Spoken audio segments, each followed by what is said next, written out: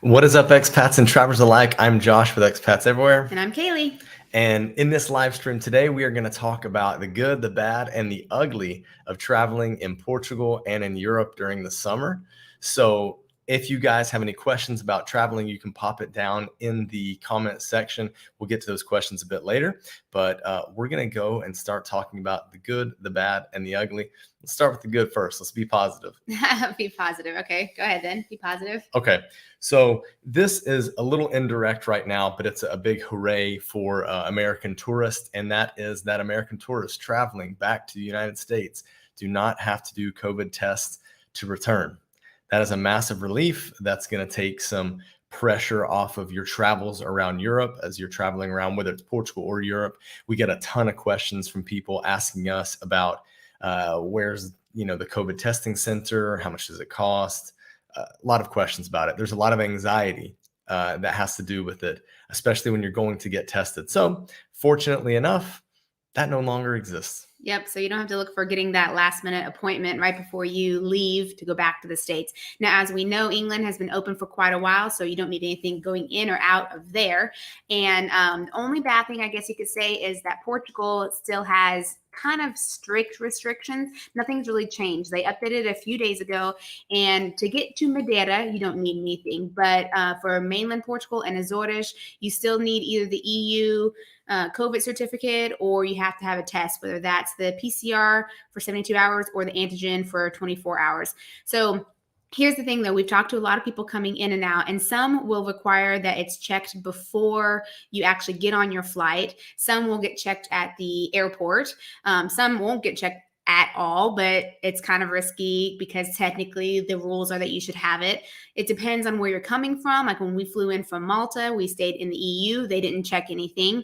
What else? I mean, so it's kind of iffy, but you still actually need a test if you don't have an EU certificate, or there are third countries that are on this big list that their vaccines will work, but the United States is not on that list right now. It hasn't been on this list for the whole time, most likely because things are done at the state level rather than having like a federal certificate. So they don't view that as valid. So all that being said, we do know people who haven't had anything checked, have had it checked before they left for their flight, have had it checked on arrival, like all these scenarios. But technically, the law is to get into Portugal, you either need the EU vaccine, the negative test, a US vaccine won't work, or one of the COVID recovery tests. So there is that. But that's just mainly Portugal. I think Spain is still a little strict as well, but there are a lot of other countries that in Europe that have completely opened up. So that's another thing that is good, that a lot more things are open. So you get, you don't have to wear masks in grocery stores or shops or anything like that. Some it's still like public transportation, you might need it, or some on airplanes, things like that. But the good is that that is starting to die down and masks are becoming optional. So you can still use it if you like, or you can choose not to. It's not like a mandate that's happening over the different countries. So that's good.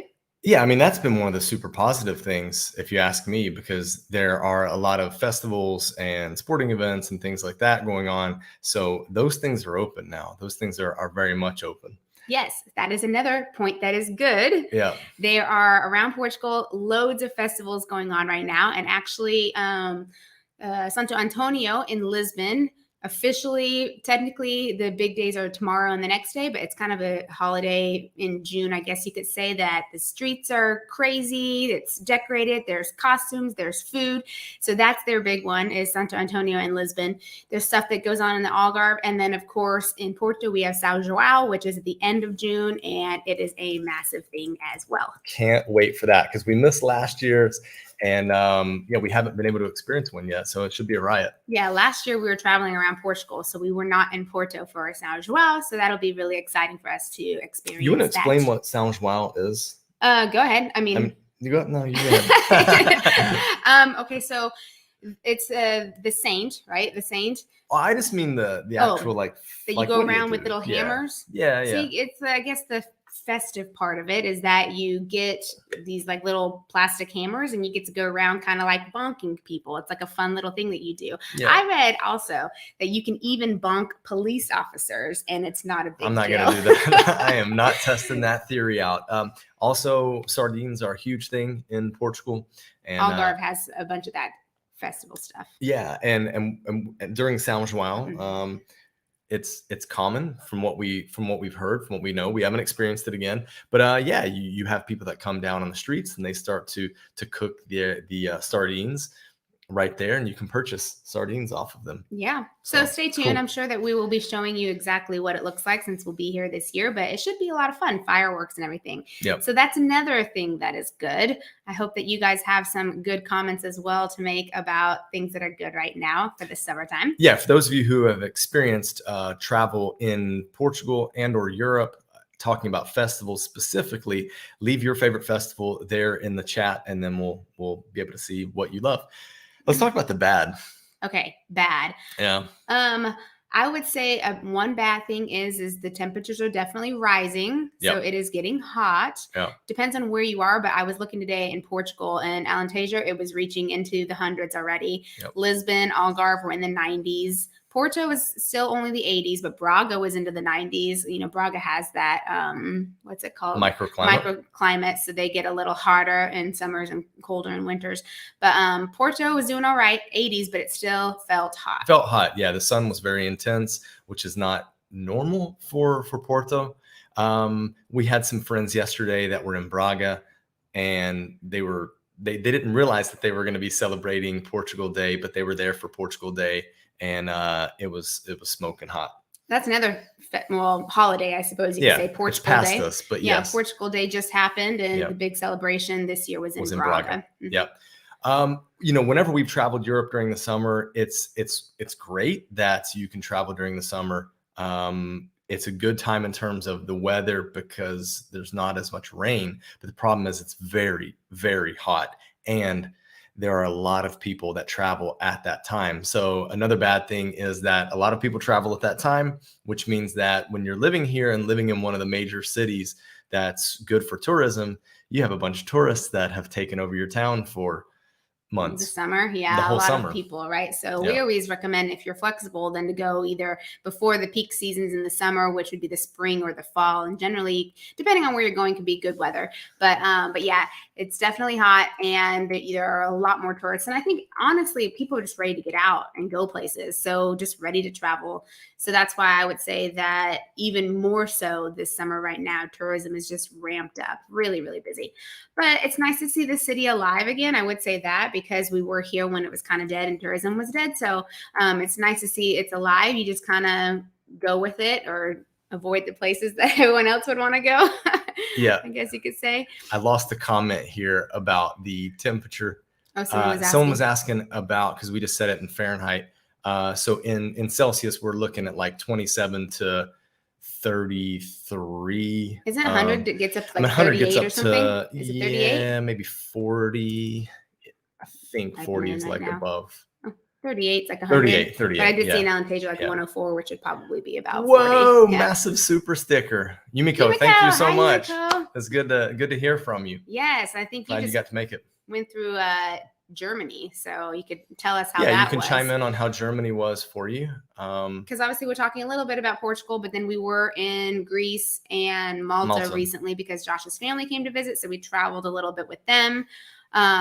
Which we'll get to, and ugly from what happened to us. Yes. On that one, but it's not just us; it's happening to many people. Yes. But we'll get to that. Another thing I wanted to bring up with the bad, because we are still kind of planning some of our summer travels, is that prices for hotels are high because it's peak travel season, and it's really hard to find deals. Things are getting booked quickly. What else? I think they're making up for. That's what I was going to say. Yeah. You stole what I was going to say. Go on. All right. Yeah. They're just making up for past losses with COVID and not much traveling. Yeah. So not only are people wanting to get out and they're ready to go, then hotels are trying to make that up. So it's hard to find places, and hotels are able to pump up their prices, I guess. Right. Yeah, that's exactly right. So that is a bad. Anything else? Are we gonna get to comments? Or are we gonna talk first? I think let's get through the good, okay, the bad, and the we'll do ugly, the and then ugly, we'll jump into the comments. and we can answer questions and stuff. For the lovely people on playback, when they watch this again, they'll be able to have some sense. What they and then we'll get to the comments and we'll answer as many as we can. So the ugly, right? You ready for the ugly? Yeah. Do you want to explain what happened to us, or? Well, I'm not going to get into the micro. I'm going to start with the macro, and then you can get into the micro. So the macro is for the ugly, and this is very, very ugly, and it gets brutal actually for some people we know, that there are massive flight cancellations all across Europe, and you will arrive to the airport with your boarding pass and you'll have your flight canceled. And not even get any updates. It's like, and now what? Like, what do I do? All the flights are canceled to my destination. How do I get there? We do have a recommendation on what to do if this happens, a couple recommendations. But yes, Kalie, do you want to? So essentially that happened to us. We were leaving from Porto. Josh's family was visiting, and we were heading to Athens with them. And our flight from Porto to Milan was canceled. Just like we had our boarding passes. The security guy, we went to go through security before, you know how they check you right before you go in to go through security checks. And he was like, "Oh, your flight has been canceled." And we were just like, "What?" Because we got zero updates, nothing. So we went to the desk, and they were like, "Oh yeah, it's canceled, and we don't have any other flights going out today, so you'll just have to get a refund." And that's kind of where they left it. So we scrambled looking for a way to get to Athens, because of course you already have like your accommodations booked at the location that you're arriving in. You've already bought your plane tickets and everything. When you get a refund, it's like it'll take up to 3 months to process this. So that's a bummer too, because then you're fronting a lot of money for the reroute, and you should get your money back because it's a flight cancellation, but you might take a long time to actually see that money. Yeah, I have so much to say about this. It's such a frustrating thing. So there are flight cancellations that are happening around the world. I just popped up a comment talking about how Canadian airports are brutal now too. So some of the things that are happening is there's a shortage of workers. There were people laid off and not rehired in time, and potentially not hired well and not trained well. So the airline industry and the airports are taking an absolute beating. Mitigating these risks are kind of difficult, but one of the things that we think would be positive is if you're interested in a specific country, try to stick to that country by train travel. I know that there are train strikes that go on, but train strikes are a little less disruptive than when you have a flight cancellation, because usually the idea is when you're flying, you're traveling a very long distance that's hard to cover by ground. And, that would be my advice. If you're looking at traveling into Portugal, stay in Portugal. If you're looking to go to Germany, just, try to stay in Germany instead of hopping around so much with flights, because you could have your holiday trip really impacted by that. And I will say this right now, there is actually a strike in Portugal for the trains for the whole month of June, but that doesn't mean that there are no trains running or that trains won't go to these different places. There just tends to be less trains, and you might find a cancellation, but you can normally find a train later that day because there's especially if you're going to big cities. But it is happening to people right on the platform. Yeah. Yeah, I know. We're supposed to be traveling by train next week. So far it's still there. I checked, but you never know. So that is definitely an ugly. Flight cancellations and delays. Yeah, I'm still going to stick with the flight cancellations. Some things that are happening and why we're putting this in the ugly category, not the bad, is because we have heard firsthand accounts of families with kids that have been basically stranded. Let's say that a flight gets overbooked, or the airplane changes, and the airplane has less space than what the flight was originally booked for, and therefore they have to reticket. I won't get into the exact story that we heard because it's absolutely insane. But families aren't getting priorities, so you can't bank on that. Another way to kind of not mitigate this risk, but at least get some money back is in Europe, there are laws against this. There are laws against airlines just randomly canceling flights. I don't know exactly what the situation is in the States, but for the context of this video, we're talking about Portugal and Europe anyways. so it fits. AirHelp is a company that will kind of do that for you. So they will take a percentage of the claim winnings, but in general, like it streamlines the process. So you don't have to make the claim directly with the airline, and then everybody's information gets put together. And I don't know if it would be considered a class action lawsuit, but essentially a bunch of people's stuff is put together and then presented, and the airline generally pays up. I mean, sometimes they fight it. But you can't fight it if I mean, there's proof that it was canceled, especially last minute. Cause I think they're supposed to, it's almost like 2 weeks ahead of time or 14 days or something that they're supposed to inform you that it's been canceled. It's a pretty long time. So if they don't, then yeah, it's obvious. But I was going to say about flight vouchers, because people are talking about flight vouchers and credits and stuff.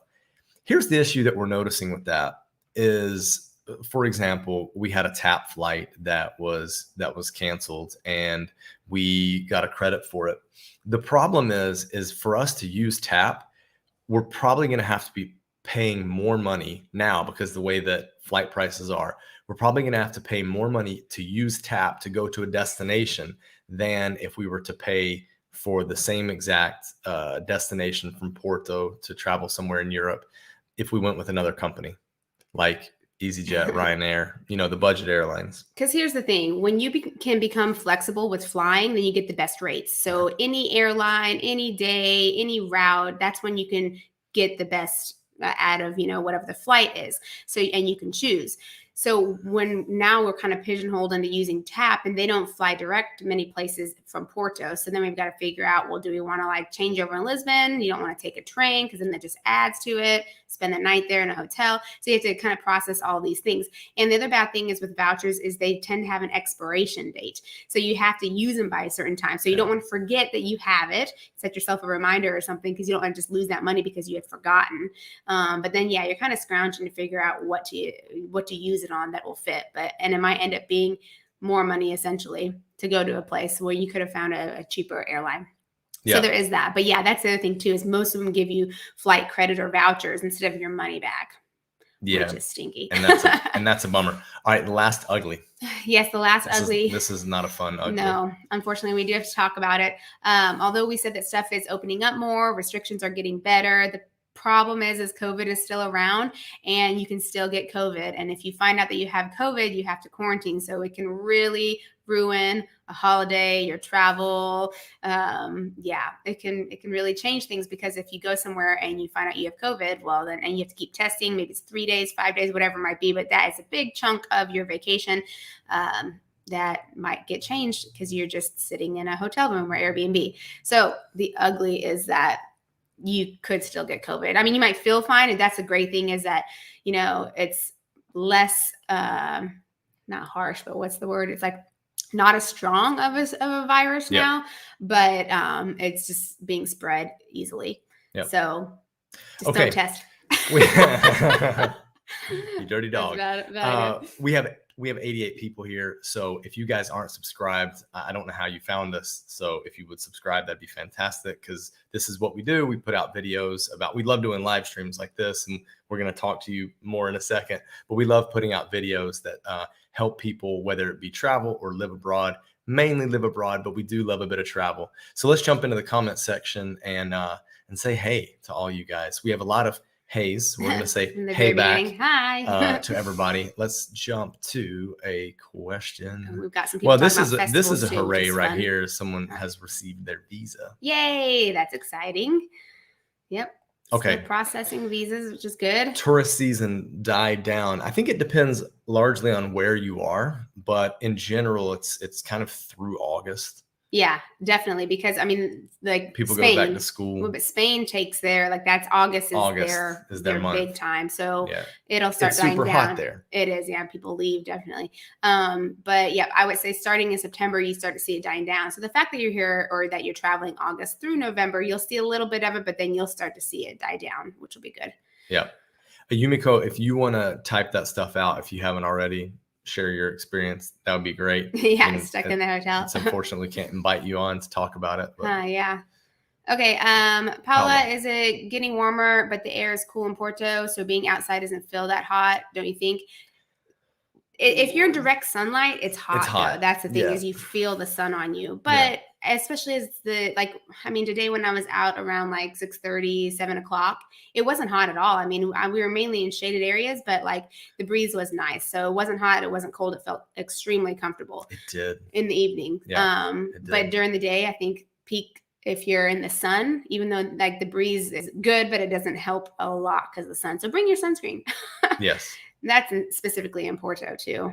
I think it's hotter in other places. Like when we were in Alentejo last year, it was hot. Yeah, it was super hot. And even when we were in Braga for the 2 weeks during the summer, again, because the microclimate, super hot. Mm-hmm. So just be prepared for that. Be prepared. Yeah. Go ahead.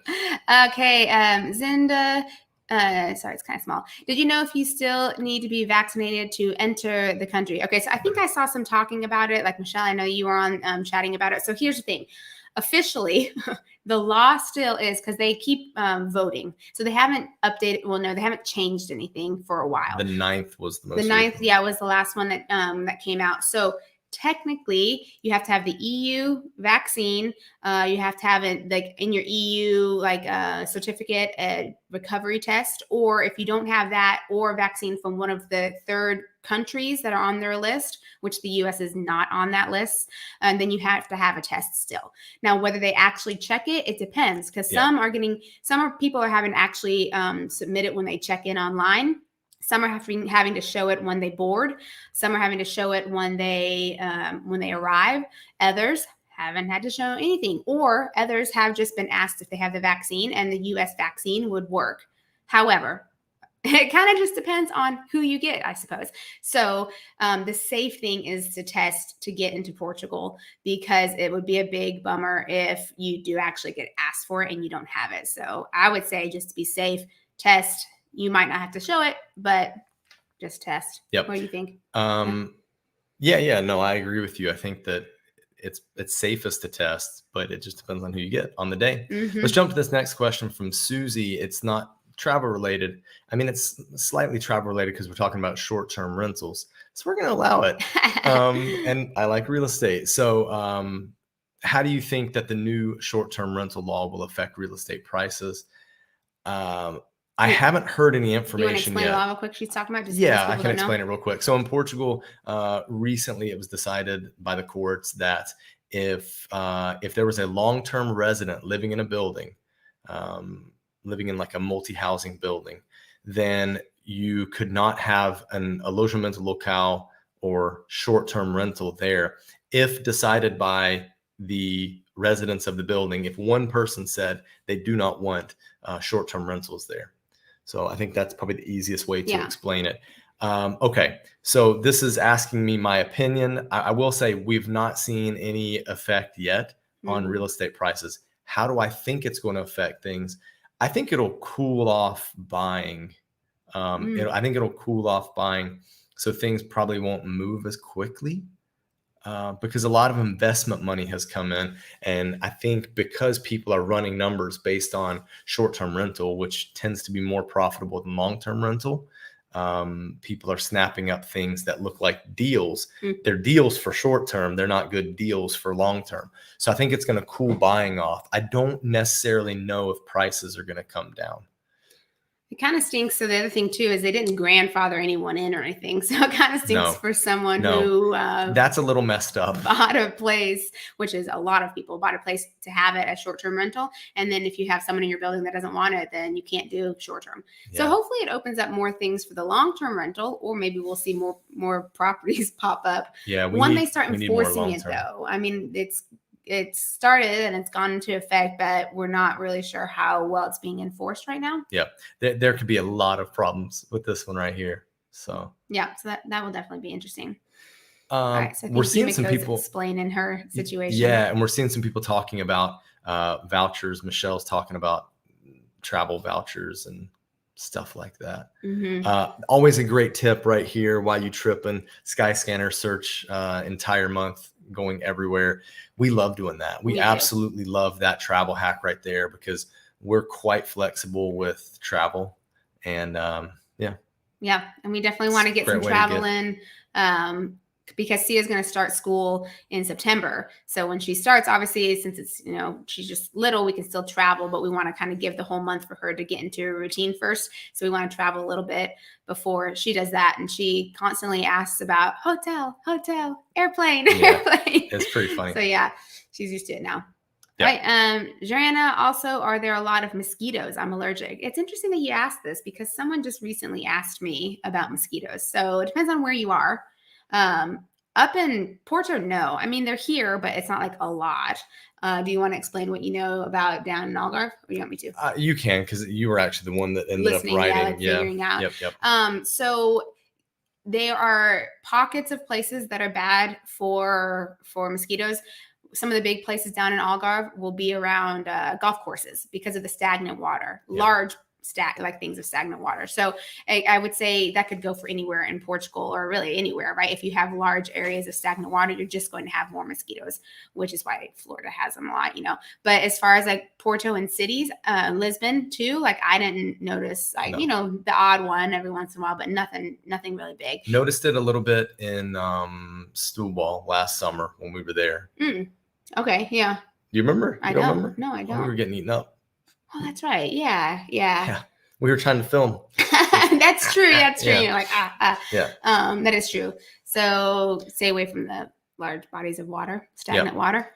Joanna actually has a couple questions. Thank you for joining our live. You finally caught the live show. Do you have to tip servers? No. That's a good question. You don't have to tip servers. I would say if you are going to tip, you could leave, depending on where you are. Like if you're at a cafe, if it's a couple coins, it's fine. A couple small coins is fine. But no more than 10%. I think above that's a bit extreme. You'll see that it's a little more common at nicer restaurants, but like at cafes, Josh was saying, and let's just say you get a coffee for $1.90 and you leave it €2, totally fine. But again, at any of these places, you don't have to. Not a big deal if you snatch up that 10 cents from the cafe or whatever. But I think at nicer places, it's a little more common. A little more common. Right, Susie? 100 people. So Susie's actually popped back in here and said the law I was referring to is that you can't rent short-term to foreigners. Haven't heard about that law. I don't even know exactly what that means, because like, are you actually renting? No, if it's you're not like like renting when it's short-term, are you? So a short-term would be defined by less than a year. No. Less than 6 months. Short term is under 28 days or less. Oh, okay. So short term would be like what you do for Airbnb or something like that. So that, Medium term is, I believe it's classified as 1 month to 6 months, I think. Okay. And as long as maybe it's 1 month to over 11. 6, or is it a year? It might be a year. Yeah, but no, I guess short term would be like if you're just doing like an Airbnb or something.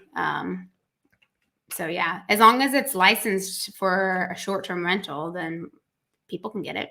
I've not heard anything of foreigners having an issue. Yeah.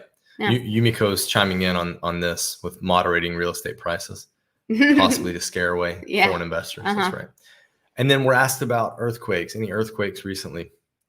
We've not had any earthquakes since we've lived here. And it's been a year and a half. No, nothing. Yeah, nothing. I would say nothing significant. There might have been something on one of the islands. Oh, yeah, that's true. And I think the Portuguese in here, if you want to comment on that, because obviously you've been here a lot longer. So what are earthquakes like? How often do they happen? Because I even when traveling and stuff, like a long time ago when we would come here, I don't remember hearing about earthquakes. I don't think it's a thing in Portugal, is it? I don't know. In other parts of Europe, I'm not really sure. Yeah, I mean, it happens, but I think it's quite rare. And then more in the islands, and like you were saying. not as devastating. Yeah. Okay, love this comment. You can read it out? Yeah, Marcella, I feel Europeans don't appreciate AC enough. The high temperatures would not be such a problem, and it'll be way more pleasant to travel during the summer. It's so true. Can I say something? Yeah, you can go ahead. I was on a double-decker bus with some friends and with Sia. Yeah, with Sia. And we went upstairs because it's fun. The kids, they want to look out. But the front part of it, like they have like the windows open, but like midway back, the front part didn't have any windows open, and they don't do the AC. And it was so hot. But it's like fun for the kids to sit right up front because they see out. But it was so hot up there. And it reminded me, like in Singapore, it's really hot, but they crank the air in the buses. They don't use windows or whatever. They crank the air, so it feels very comfortable. But man, it was hot. Super chat. Woo. Hi, Thomas. What is up, Thomas? Did you want to say something about the AC? Yeah, I'll say something about the AC, but let's get to Thomas's super chat real quick. Hi guys. Why did you choose Bonfim over Matosinhos? I have an answer for that. Okay, go ahead. Matosinhos is not Porto. That's a good answer. Well, I was gonna say like we actually haven't moved to Bonfim yet, but it is the place that we're trying to invest in. But yeah, it's not Porto. That's the answer, right? That's the answer. Now the good thing is it's connected by metro, but we would still have to get in the metro to come to Porto. Whereas in Bonfim, we can just step out the door and go, and it's not so central that it's crazy, but it's close to a bunch of stuff. You know, comparing the two, there are some similarities. I mean, obviously, Matosinhos, especially down by the water, has easy access to the beach, whereas Bonfim definitely does not have easy access to the beach. More of a view of the river. It's got a view of the river, yeah. But they both have this very kind of livable residential feel, more residential. Matosinhos in the summer, however, can get quite crazy, quite busy. Beachgoers. They both have, they both have positives. Yeah, they're both good places. Actually, when we were doing our shoot in Matosinhos, the video that we did on that one, we were like, we could live here. But then after a little bit of thinking it through, like, okay, we could live here, but it's not Porto. There are some things that we would definitely miss about Porto, and we would come into Porto so much. So it almost makes sense to be in Porto and then go out to Matosinhos every once in a while. Yeah. I'm going to jump back to this AC question. You know, it's not as bad, I think, as it was like 10 years ago. I think that modern buildings and stuff are much more well equipped with AC. Still, for Americans, the whole ice thing is tough in Europe. Ice is not very common, and if you do get ice, it'll be like a cube. But hold on, going back to the AC thing, something also for Americans that is very different is central air and heating is still not very common. It's in the nicer, like new builds, maybe more luxury type that will put that in. So what you get is like the units that you have each, in different rooms, and everyone has a little remote. So that is becoming more and more common, but still central AC and heating is not something that's super common here in homes. I mean, you will have that stuff sometimes in restaurants and stuff, but in homes, it's not very common, right? Yep, that's right. So Susie's chiming back in, talking about a scouting trip in Porto and asking if November is too rainy. Look, if we're talking about 2020 rain, it was rainy. But 2021, it was not rainy at all. No, so it's tough. I mean, it's hard to say. I mean, traditionally or historically, there's some rain in November in Porto, but it could also be a great opportunity for you to experience it for yourself and know, like, okay, am I okay living in a situation like this? So So it's always possible that something rolls in, really, for all of Portugal, because like a week or two ago, some rain rolled in. It's not super common to get rain in the summer, but it happens. And it was raining here. It was raining in Lisbon. I mean, something just rolls in off the coast, so you never know what you're going to get. But it's not awful. I think that people think it seems like so awful and rainy all the time. It's not. Especially not in November. So how do I say Envios? Envios Depends on what language. So I heard Golden Visa is on hold. Is it true? It depends on what Golden Visa we're talking about. So if we're talking about the Golden Visa for residential real estate, it is not possible on the coast and in Lisbon and Porto. There's a map. There's a great map. If you look it up, the 2022 Golden Visa for residential real estate map, that will show you the exact zones where you can and cannot buy now. So the Golden Visa for properties still exists, but they're trying to build stuff up a little more inward in Portugal. Yeah, that's where the investment kind of needs to happen, right? And that's just for properties. The Golden Visa residential real estate. You can do commercial real estate still in the country. Okay, so commercial and Golden Visa through investment is still something that you can do. So it's not on hold. It's just they've changed stuff that went into effect at the beginning of this year. Exactly. So Evo's chiming in on the tips. So whenever you guys are traveling around the summer, I think this is more or less Europe wide. When you're traveling around and you're wanting, fight back the urge to be American and just splash 20% everywhere. I mean, obviously the servers are gonna love it, I would think, but sure, it's not necessary. Not only is it not necessary, but I don't know where you guys stand on this being a good or bad thing in our culture, but it'd be cool if like servers were paid a decent wage and then it wasn't expected to tip. And that tips were to show how good they were at their job, not out of obligation. Yeah. So it's not cultural here. You know, it's not a cultural thing in Europe, and that even though it rises in the US, it hasn't really picked up any steam here. So yep, good advice. 5 to 10% all around Europe, really. Yeah. Susie, can you drop the link for that in the chat and I'll check it out? But we haven't heard that. Could be bad translation as well. Yeah, that's interesting. Let's see. It doesn't make sense.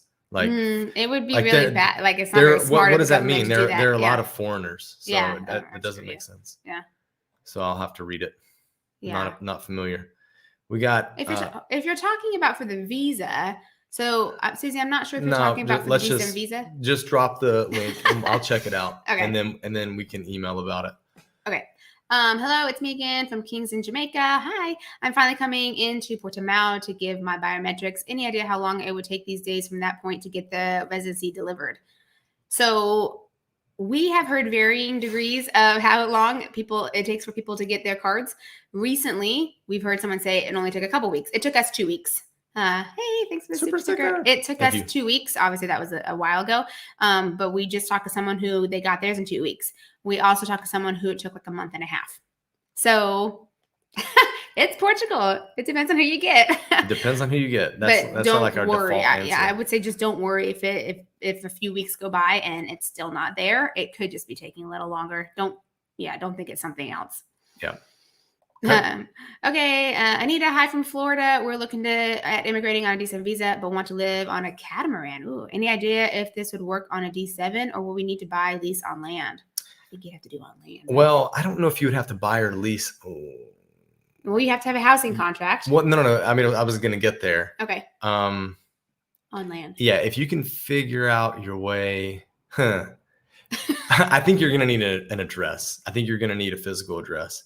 I don't think that it's impossible to get that for cheap, but like you'll need to like rent a physical address. Yeah. Send us a message. Email us. We might have a solution for you. But that sounds fun. Well, okay. Not fun with a 2-year-old, but fun for you guys. It sounds interesting. Interesting. Yeah. That does seem cool. But while we're talking about the D7, for those of you guys who don't know already, you guys, I think a lot of you probably do. We have a DIY D7 course that we put together. So obviously Josh and I did the whole thing ourselves and then we vlogged about it. But a lot of people were asking like, can you do some step-by-step information for us? So we put together a course that has videos and information checklists, recommendations, links for discounts. Like since we've been here, we've been able to really build it up with different people that we know and we trust and would send you to them. So we have that, the DIY D7 course. The link is in the description below for that. And I was going to say something else about it, but I don't remember. Oh, one very important thing. I do update it regularly. So I am always seeing what's changing. It is geared towards Americans, but we would like to put one out for British now that Brits need a D7. We have someone who has gone through the process, so we just need to make sure that we gather the information. A lot of the checklist stuff is the same, but we want to make sure that we put together a good course for Brits as well.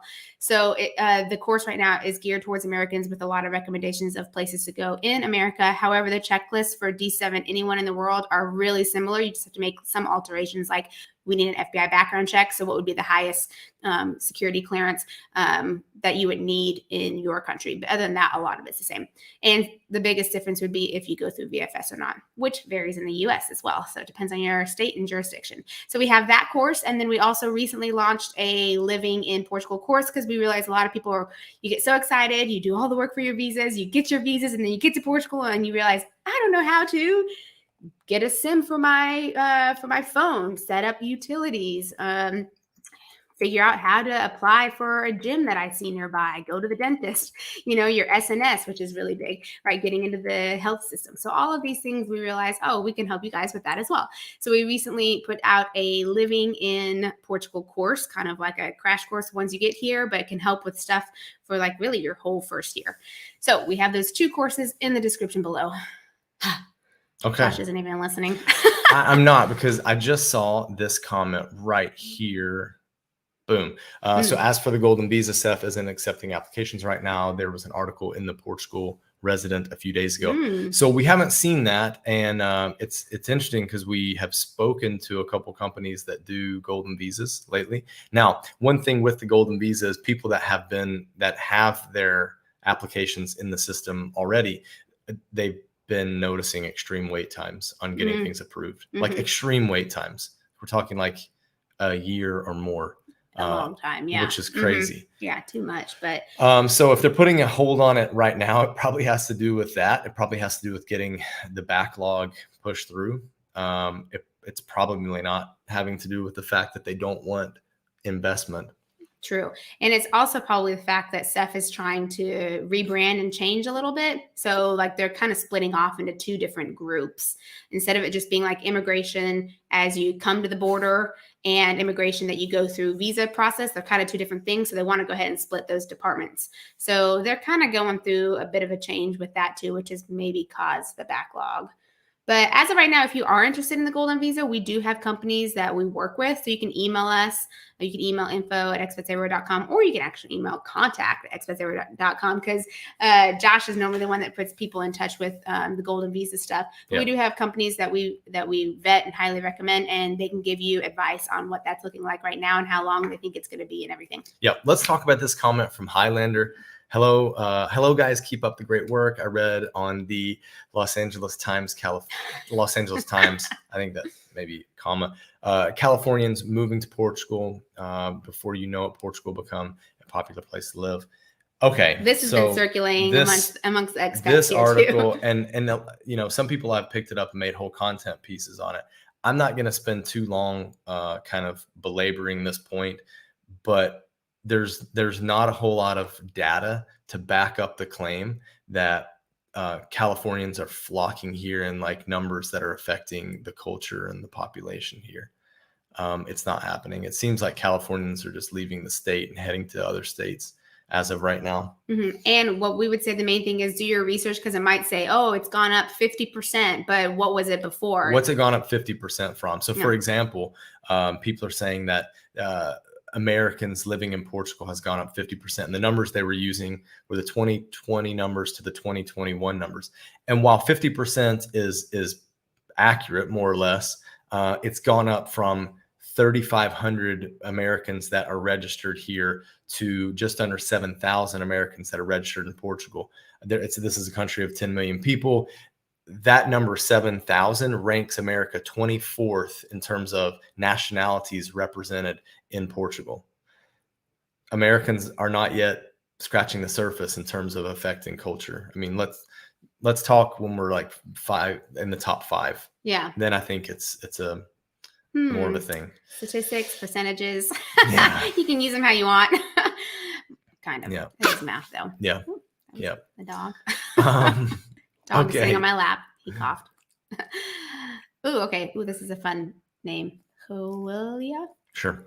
Maybe it's like H. Willia. I don't know. What about December? Looking to do a scouting trip next year.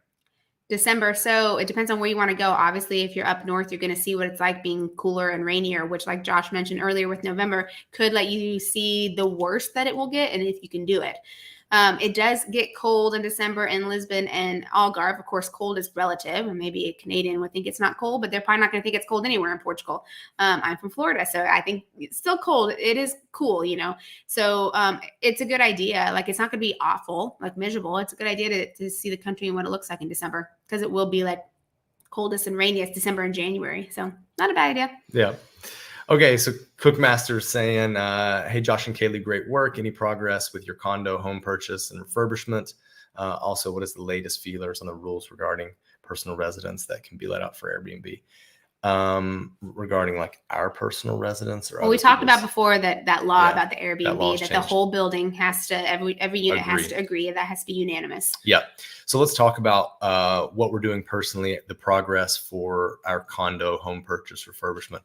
Okay, so I'm going to jump into this real quick, guys, but for those of you that don't know, we're running a series called the Vertical Community Venture, where Kalie and I, with some other folks within the YouTube community that we've connected with, like within this Expats Everywhere YouTube community that we've connected with, we're going to go in together. We're going to purchase a property. We're going to renovate it, and we're going to move into it when it's finished. It's going to be a long venture because nothing happens quickly here.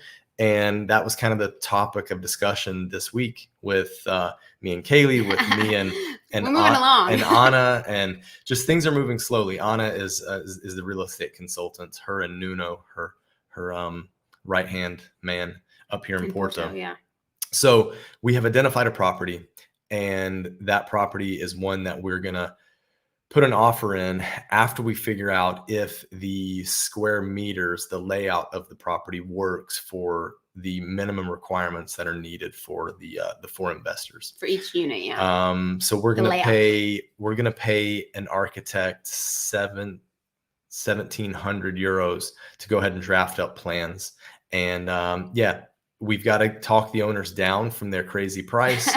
But if we can do that, I think we've landed a property that will be awesome when it's finished. So we're excited because it's actually moving along. And if you haven't seen any of those videos, it's not there right now, but we can put the playlist in the description below, which I'll do that right after we finish here, because we've kind of been documenting along the way. Yeah. And so we're 4 episodes in. Episode 5 is coming down this month. Hopefully episode 6 will actually show that property that I'm talking about, and hopefully by that time we'll have it under contract. Yeah Because we don't want to say the address of it if we're actually going to buy it, but we haven't bought it yet. Yeah, but you can definitely see that, and you can kind of see the process really that Josh, mainly Josh, is going through with the people that we are working with, and you can see different properties that need renovating. That was the last one, was one that wouldn't work for what we need, but you can kind of get an idea because it was a house and the square meters and stuff wouldn't work. But yeah, so you can check that out. And then also the other thing I was going to say, if you want to work with the consultants we're working with, then you can email Josh, contact@expatseverywhere.com, and he can put you in touch with them if that's something you're interested in. Yeah, it's been a good process so far. I mean, I'll give them 5-star review if they can find us a place and we can get the price negotiated right and everything. Yeah. I will say this as well, because we're a little slow on putting out the next episode for that, is we were down in Lisbon for the month of April doing content down there. So we've been trying to get those neighborhood breakdowns, because we have a whole neighborhood breakdown for Porto, but we don't have it for Lisbon. So we wanted to go down there. We spent a lot of time down there, and we're in the process of doing that. So we put out, I think, 2 neighborhoods so far, 2 out of 5 that will be featuring in that playlist. I can add that playlist below as well afterwards. So we're getting content for those of you who are interested in Lisbon. Be on the lookout for that stuff as well, because we're putting that stuff out. Yep. All right. I think we said we were going to go 45 minutes. We did say we're going to go 45 minutes. Let's take 1 or 2 more questions. What do you think? Okay. I guess 2 if you can find easy ones. 2. I see this one right here. Okay. AW, hi, Josh and Kalie. Thanks for the info. We're looking to move next year, doing a scouting trip this December to Porto. We are from sunny Florida, Daytona. How do you find the rainy season? Too much? I'm from Florida too. I mean, it rains in Florida. It's kind of similar in a sense. It's not like some people want to say that it's like Seattle, but it's not like gloomy, cloudy all day. You'll get some of those days, but it's not like all winter is like that. You get the spurts of rain. Yeah. But I guess the difference would be in Florida is like here it'll be kind of like a misty rain, so you can still go out in it, and it's not that bad. It won't be like this downpour and then stop and the sun comes out, which is a bit more common in Florida. I've got a quick question, because we have some Portuguese people in the chat section. If you guys can tell me, what is the phrase for that little misty rain where you think that you're not going to get wet, so you don't like go out with an umbrella, and basically like you're dumb for doing that because like eventually you're going to get soaked? There's like a specific phrase for that in Portuguese, and I was trying to remember it the other day and I could not. It's like one of those death by 1,000 paper cuts or whatever, or needles or something. Or just like that slow wet. That's where a raincoat is. I just want to know that phrase, because I want to put that in my pocket because it's a funny one. Whatever it is. Okay. Yeah. Anyways, sorry. Go on. No, I'm just saying I don't think it's too much. It's doable. All right. There it is. Boom. And in the translation, boom. Rain, I love it. Wet fools. Oh, that is funny. That's it. Okay.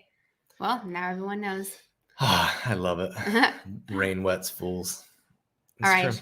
Okay, so last question. Let's go here because Okay. it's kind of about summer. Do you have a good source contact for Azores? My Skyline trip is in September, and I would like to get a good feel for the community as opposed to doing gringo touristy things. Oh. Okay, so good contacts for Azores. We actually reached out recently to a couple that we did an interview with that lived on San Miguel. The problem I think they have there is that tourism's not actually that big there, so it's not very sophisticated in terms of the way it's run. So a lot of things are very mom and pop, and therefore even they didn't really have good contacts. Now the interesting thing that they said to us is like, yeah, if you want to do a farm visit or you want to do these like little intimate things, then they have friends that do that, but it's not even really a formal kind of tour thing to do, if that makes sense. Yeah. So we don't really have any good contacts per se. We can put that video that we did the interview with them though below, and she's got her Instagram. Well, I was gonna say, right? if you go to Tiffany Leah's Instagram, I think it's Tiffany Leah _ on Instagram. She's currently in Thailand. But yeah, you can ask her and she'll hook you up. I'm sure because she's a very sweet girl. She will take her time, I think, to hook you up. They lived in Madeira and Azores, so the video is about comparing the two. Yeah. But yeah, I can put that below as well after this so that you can at least get her contact info, because I know in the description of that video is her contact, so that might be helpful. Yeah. Please don't go to Azores. We like the way it is. Yeah, there you go. Yeah. It's not super touristy. And in saying that, Antonio, I don't think that Azores are going to be a place that will ever get overrun by tourism, or I shouldn't say ever. I don't think in the near future it's going to get overrun by tourists or foreigners wanting to move there. Or visit, just because I think there are other islands that are on people's radars a bit more. Right? Well, I think not only that, but also the accessibility of the Azores. And you're talking about 9 islands. Yeah. So I will say, that being said, that's a lot to cover. We do know that TAP has a direct flight from Porto to Ponta Delgada. Ponta Delgada, I think is how you say it. Yeah.